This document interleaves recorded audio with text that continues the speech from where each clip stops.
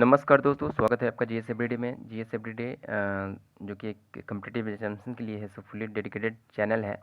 आपका अपना YouTube channel को लाइक शेयर और सब्सक्राइब ज़रूर करें दोस्तों। आइए हम आज एक महत्वपूर्ण अपडेट के साथ अवेलेबल है फिर से, और ये अपडेट है आपका सरकारी नौकरी है सो को लेकर के। और ये सरकारी नौकरी है बिहार यानी पटना हाई कोर्ट असिस्टेंट को लेकर के। दोस्तों पूर्व में एक सूचना आई थी जो उच्च न्यायालय यानी हाई कोर्ट में है सो असिस्टेंट और विभिन्न कोटि के है सो 397 पदों पर रिक्ति के संदर्भ में। ठीक है, ये पद है जो कैबिनेट में है सो क्या स्वीकृत हो किए जा चुके हैं दोस्तों। तो आइए इसी के बारे में हम लोग पूरी जानकारी लेते हैं। देखिए दोस्तों, इसमें जो है ये जो लेटर है 1/6 यानी 1 जून 2020 को आई थी दोस्तों। और इसमें जो विषय है, इस विषय क्या है, विषय है माननीय उच्च न्यायालय पटना की स्थापना में सहायक संवर्ग के है सो विभिन्न कोटि के 397 पदों की सृजन की स्वीकृति के संबंध में पद क्या हो चुकी है, स्वीकृत हो चुकी है दोस्तों। और आइए हम जानते हैं कि किस कोटि में कितने पोस्ट है, किस लेवल में। देखिए दोस्तों, यहाँ पर पहला है कि सहायक संयुक्त निबंधक का पोस्ट है, इसमें लेवल 13 का पोस्ट है, इसमें पदों की संख्या 3 है। फिर उसके बाद उप निबंधक है, इसमें ये लेवल 12 का पोस्ट है, यहाँ पदों की संख्या 17 है। फिर तीसरा है सहायक निबंधन का पोस्ट, जो कि लेवल 11 का पोस्ट है, अधिकारी, इसमें पदों की संख्या 35 है।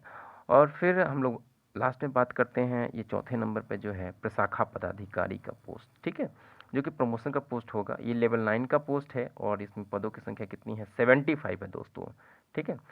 और एट लास्ट जो कि बहुत सबसे इम्पोर्टेंट है, सहायक यानी पर्सनल असिस्टेंट का पोस्ट है, ठीक है।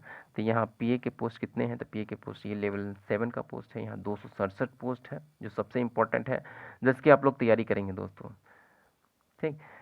तो ये 267 पोस्ट पे बहाली होने वाली है। और ये लेवल 7 जानते हैं कि इसका क्या होता है, इसका ग्रेड पे होता है 4600 होता है, ठीक। और लेवल 9 का आपको मालूम है, लेवल 9 का हो जाता है कितना, 5400 ग्रेड पे हो जाता है, ठीक। तो कहने का मतलब अगर आप इसमें ज्वाइन करते हैं पहले, अगर सहायक के रूप में असिस्टेंट के तौर पे, आप इसके बाद डायरेक्ट आपका प्रमोशन 3 से 4 साल के बाद ऐसे 5400 ग्रेड पे होता है। तो बहुत ही इम्पोर्टेंट, बहुत ही बढ़िया शानदार पोस्ट है ये। आइए इसके बारे में हम लोग पूरी जानकारी लेते हैं। कहने का मतलब है कि इसके बारे में सारा चीज़ स्वीकृत हो जा चुका है कि इसमें है सो अगर इन पदों पर है सो नियुक्ति होती है तो 34,22,43,072 रुपये है सो अनुमानित भारित होंगे राज्य सरकार पे। और इसमें जो होता है अगर आप ज्वाइन करते हैं तो इसमें जो फर्स्ट टाइम जो इन हैंड सैलरी बनेगी वो आपका कम से कम 65,000 के आसपास बनेगी दोस्तों। तो पोस्ट बहुत बढ़िया है। आइए हम लोग इसके बारे में सारे सिलेबस और पैटर्न के बारे में हम लोग जानते हैं पूरी बात। अगर आप चाहते हैं कि हमारे चैनल से रिलेटेड कोई भी इन्फॉर्मेशंस हो या फिर करंट अफेयर्स या किसी चीज़ से रिलेटेड इन्फॉर्मेशंस के लिए हमारे टेलीग्राम चैनल जीएस एवरीडे को है सो आप जा कर के ज्वाइन कर सकते हैं दोस्तों, ठीक। आगे बढ़ते हैं, देखते हैं हम लोग पर्सनल असिस्टेंट का सिलेबस और एग्जाम पैटर्न क्या होता है। इसका जो एग्जाम पैटर्न होता है, पहले होता है प्री होता है, प्रीलिमिनरी एग्जाम्स होगा, फिर उसके बाद मेंस की एग्जामिनेशन होगी, उसके बाद एट लास्ट इंटरव्यू ली जाएगी। और इसमें लेवल ऑफ क्वेश्चन जो होगा 10th लेवल का होगा और 12th लेवल का होगा बस, ठीक। और पीटी की एग्जामिनेशन ली जाएगी दोस्तों। और आइए पीटी में विभिन्न सेक्शंस में कैसे क्वेश्चंस बटे होते हैं इसके बारे में जानते हैं। और पीटी के एग्जामिनेशन जो होता है आपका 100 मार्क्स का होता है ओनली, ठीक है।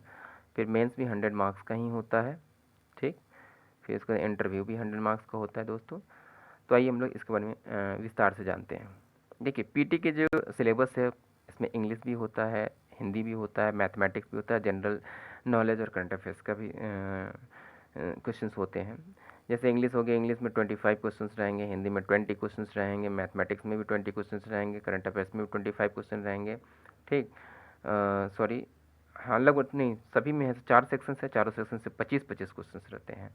तो ये टोटल पढ़ते हैं आपको 100 क्वेश्चन पूछते हैं, 100 मार्क्स के क्वेश्चन रहेंगे। और 100 मार्क्स के क्वेश्चन हैं। और आप बात करेंगे कि नेगेटिव होता है या नहीं, जी दोस्तों इसमें नेगेटिव नहीं होता है, ठीक। और नेगेटिव नहीं होता है इसलिए इसका कट ऑफ जो होता है, एक्सपेक्टेड कट ऑफ जो रहता है, इसका कट ऑफ है सो जाता है आपको थोड़ा सा हाई जाता है, ठीक है। इसका कट ऑफ है सो आपको 80 के आसपास रहेंगे दोस्तों। 100 मार्क्स का एग्जामिनेशन से 80 के आसपास का कट ऑफ जाता है। लेकिन आप बोलेंगे कि कट ऑफ बहुत ज़्यादा हाई है, तो बहुत ज़्यादा हाई नहीं है, क्योंकि इसलिए कि जब मैं अगले वीडियो में है सो प्रीवियस इसका क्वेश्चंस लेकर के आऊँगा तो वहाँ पर आप देखेंगे कि लेवल ऑफ क्वेश्चंस बहुत ईजी होते हैं, इसलिए आपको हाई नहीं लगेगा। आइए और विस्तार से जानते हैं कि इंग्लिश लैंग्वेज से किस किस सेक्शन से पूछे जाते हैं क्वेश्चन। वोकेबुलरी हो गया, fillers, grammar, spot error, antonym, synonyms, spelling errors, detecting one word substitutions हो गए, इडियम्स एंड फ्रेजेस हो गए, इंप्रूवमेंट, पैसेज, इन सारे सेक्शन से ऐसे क्वेश्चन पूछे जाते हैं। अगर आप एसएससी की तैयारी कर रहे हैं तो एसएससी के स्टूडेंट्स यहीं पर एज ले लेते हैं। और बहुत सारे एसएससी के स्टूडेंट्स हैं जो कि पिछले 2016 में वैकेंसी आई थी उसमें ज्वाइन सिलेक्शंस पाए हैं और ज्वाइन किए हैं दोस्तों। आइए और नेक्स्ट सेक्शन पे बढ़ते हैं और हिंदी के बारे में जाते हैं।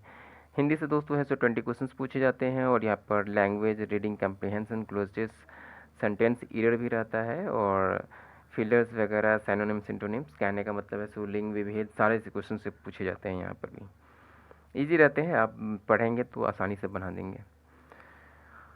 फिर हो गया मैथमेटिक्स का क्वेश्चन होता है। मैथमेटिक्स में है so average, simplification, LCM, HCF. कहने का मतलब है कि यहाँ से एवरेज से लेकर के आपको ये कंपाउंड इंटरेस्ट तक, ठीक है, कंपाउंड इंटरेस्ट तक है सो आपका अगर प्रिपरेशन बढ़िया है तो आप आसानी से इसमें सिलेक्शन ले लेते हैं और क्वेश्चन का लेवल बहुत ईजी होता है। चूँकि टाइम एंड वर्क हो, चाहे टाइम एंड डिस्टेंस हो, टाइम एंड स्पीड हो, या फिर सिंपल इंटरेस्ट हो, कंपाउंड इंटरेस्ट हो, इन सारे से क्वेश्चन पूछे जाते हैं। और आपको बता देना चाहूँगा सारा क्वेश्चन जो होता है सिर्फ और सिर्फ इंग्लिश मीडियम में होता है, ठीक है। मीडियम क्या होता है एग्जामिनेशंस का, इंग्लिश होता है।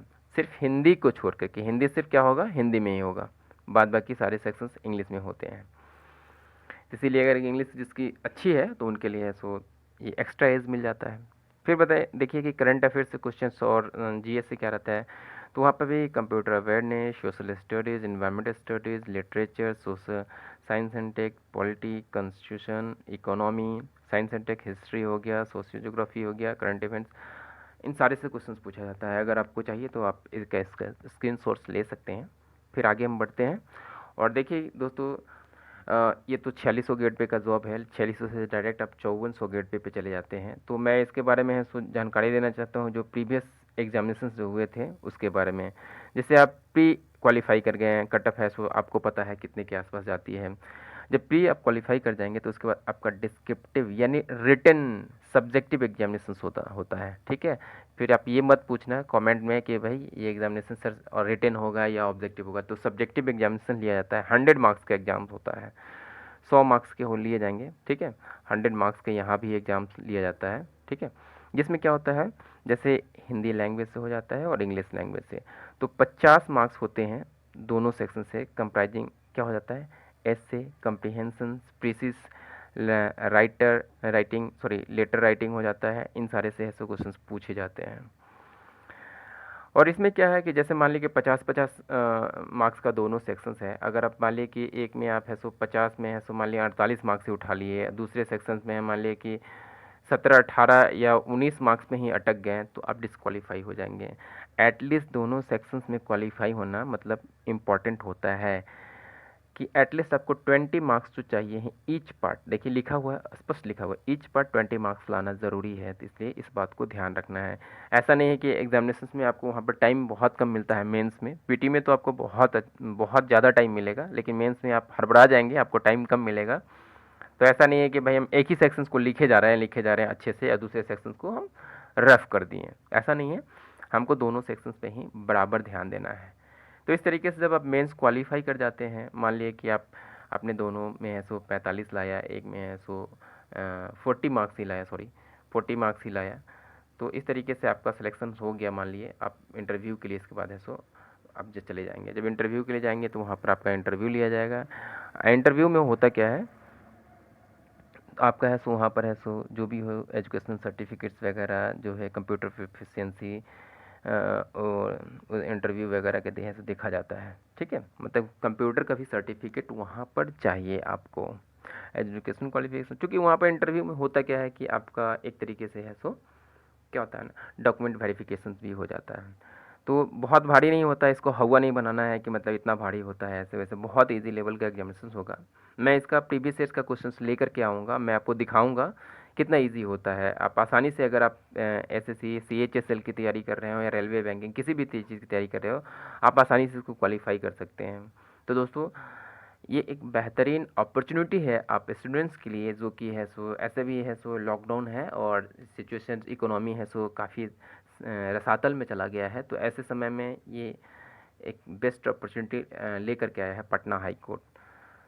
तो दोस्तों इन्हीं यही एक इम्पोर्टेंट जानकारी थी। इन्हीं जानकारी के साथ दोस्तों हम आगे बढ़ते हैं, फिर मिलेंगे फिर नेक्स्ट वीडियो में दोस्तों। इसके प्रीवियस ईयर्स के क्वेश्चंस लेकर के आएंगे दोस्तों। तो तब तक के लिए बने रहें हमारे चैनल पे। हमारे चैनल को लाइक शेयर और सब्सक्राइब ज़रूर करें, और सब्सक्राइब करने के बाद ऑल बेल आइकन आप ज़रूर दबाइए, ठीक है, ताकि सबसे पहले आपको हमारी वीडियोज़ की अपडेट मिले। फिर मिलते हैं हम लोग इससे संबंधित अगले वीडियो में दोस्तों। फिर हम नेक्स्ट वीडियो लेकर के आते हैं, फिर मिलते हैं। तब तक के लिए thank you very much for coming. तब बाय बाय।